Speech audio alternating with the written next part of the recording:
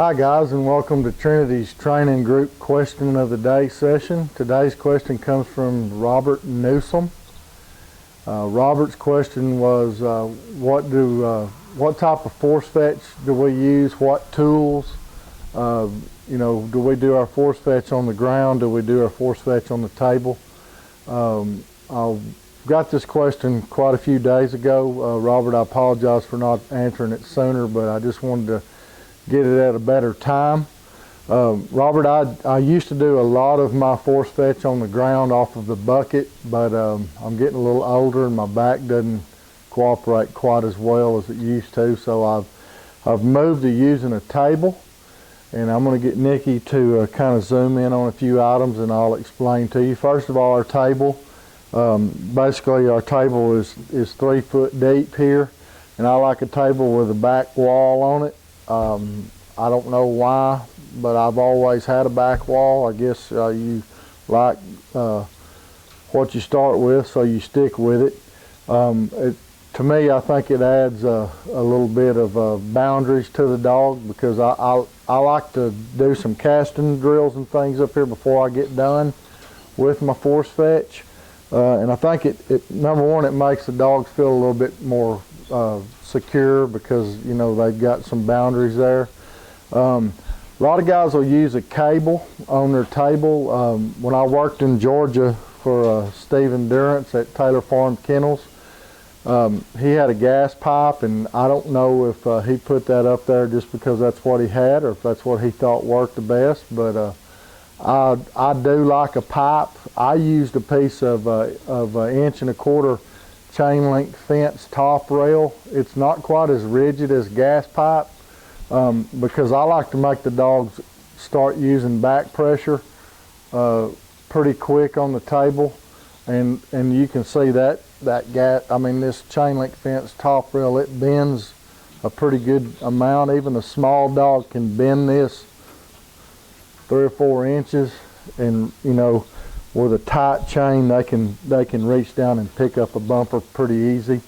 Another thing we have here is we have a double-ended snout right here, and this allows us a lot of freedom to adjust our force fetch table. And I have a piece of chain here. When we start out teaching the dogs hold, we want them up pretty tight where they don't move a whole lot, up and down, side to side. And as they start fetching closer to the table, we can start adding chain to that. The most important part of this table, I think, is I put AstroTurf on it, just like you would see at a professional football stadium.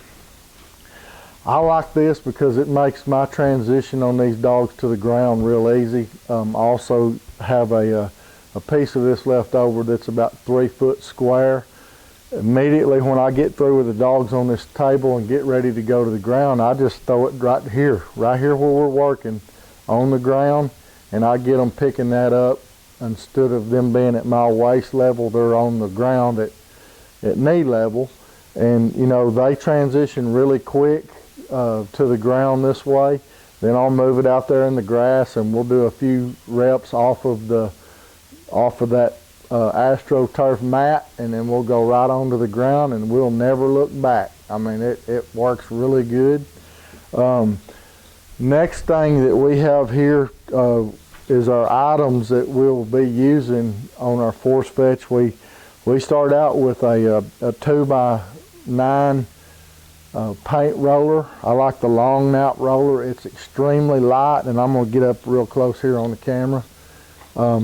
If you can see inside of it, it's plastic, hard plastic. It doesn't break down like the cardboard ones do. You can do several dogs on this roller before you have to replace it. I've probably had this one, I don't know, 4 or 5 months, and have probably force fetched 7, 8, maybe 10 dogs with it in the last 4 or 5 months, and it's still in good shape. Got a lot of time left on it.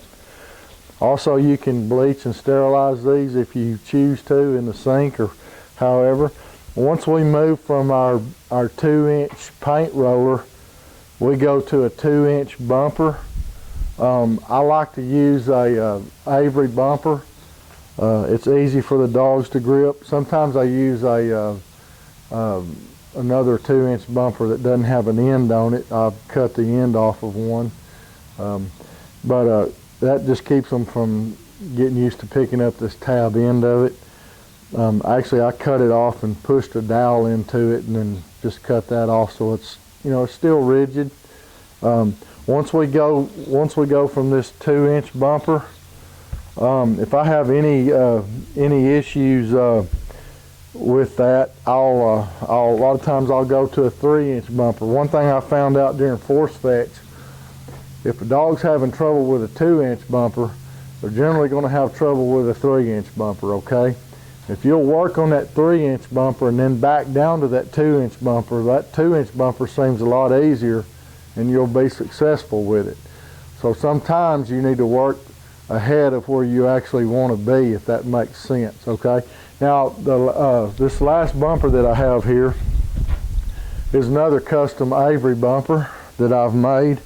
A lot of times you'll have these dogs that they want to grab the end of the bumper down here, the end of the bumper down there, hold it like this.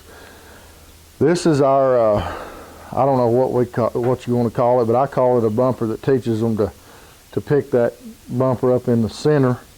I've taken and screwed a whole bunch of screws all the way around this bumper on both ends.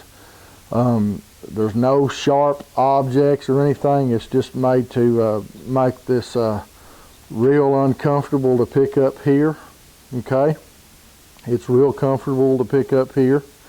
You can see this bumper's pretty clean in the middle, but it's real dirty on both ends, dusty. That's because it don't get picked up down there very much. About 1 or 2 times and they go, hey, you know what, this is real easy to pick up in the middle. So that being said, Robert, this is our force fetch area that we start out on. I do have the equipment right here on this end to do a tow hitch with. I get a question a lot of time on how to apply this tow hitch. Nikki, you'll have to get up here on my hand so you can see.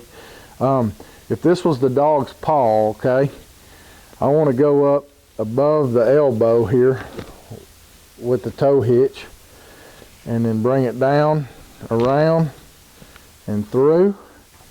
And that's how you apply the tow hitch. I like to use the ear pinch unless this is my last resort. But I hope that answered all your questions, Robert. We'll cover force fetch a little more in detail at a later time. We're going to go get Trinity and get her going.